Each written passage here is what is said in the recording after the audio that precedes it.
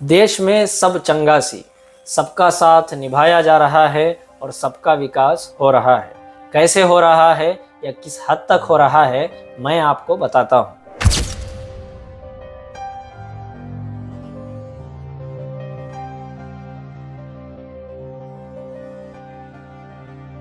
ओडिशा में 187 होमगार्ड की पोस्ट के लिए 8000 स्टूडेंट्स एग्जाम लिख रहे हैं। गवर्नमेंट का डाटा या देश का गोदी मीडिया देश में बेरोजगारी की खतरनाक समस्या को बताए या ना बताए, लेकिन ड्रोन कैमरा से ली गई ये तस्वीरें देश में मौजूद बेरोजगारी की समस्या को साफ दर्शाती हैं।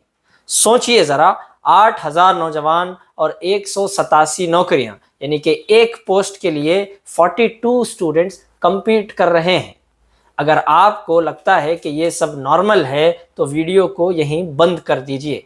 अगर आपको थोड़ा सा भी महसूस होता है कि वाकई में मेरा फ्यूचर खतरे में है या मेरे बच्चों का फ्यूचर खतरे में है या देश का फ्यूचर खतरे में है, तो आपको ये वीडियो अंत तक ज़रूर देखनी चाहिए। ये सिर्फ ओडिशा की कहानी नहीं है। एसएससी, रेलवे, बैंकिंग, पुलिस या ग्रुप ए से लेकर ग्रुप डी तक जितनी भी नौकरियों के एग्जाम होते हैं, उन सब का यही हाल है।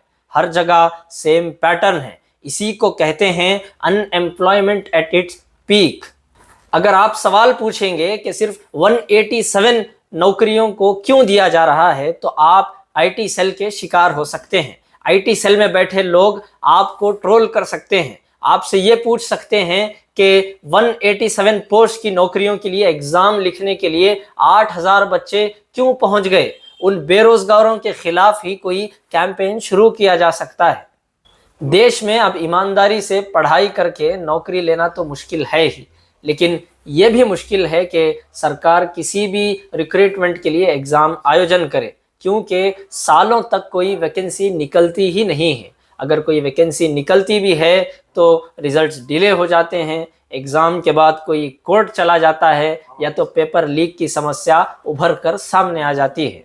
और जब देश का यूथ इस अनएम्प्लॉयमेंट के खिलाफ सवाल पूछता है तो कहा जाता है कि ये देखो पाकिस्तान, ये देखो घुसपैठी मुसलमान, ये देखो लव जिहाद हो रहा है, लैंड जिहाद हो रहा है। इस तरीके से देश के युवाओं का ध्यान भटकाने की पूरी कोशिश गोदी मीडिया के जरिए और आईटी सेल के जरिए बखूब अंजाम दी जाती है।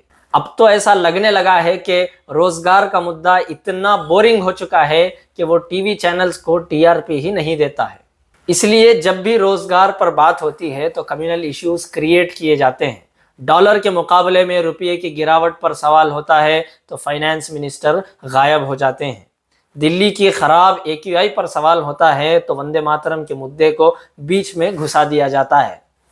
187 पोस्ट के लिए 8000 एप्लीकेंट्स, ये सिर्फ एक नंबर नहीं है, ये सिस्टम की पूरी फेल्यूर रिपोर्ट है। याद रखिए, आज अगर हमने सवाल नहीं पूछा तो कल लाइन में हम या हमारे बच्चों को खड़ा होना पड़ सकता है। इसलिए सोचिए, समझिए और सवाल करिए। और ऐसे ही सच्चाई देखने के लिए और देश के हालात को बखूबी तरीके से समझने के लिए हमारे YouTube चैनल को सब्सक्राइब कीजिए।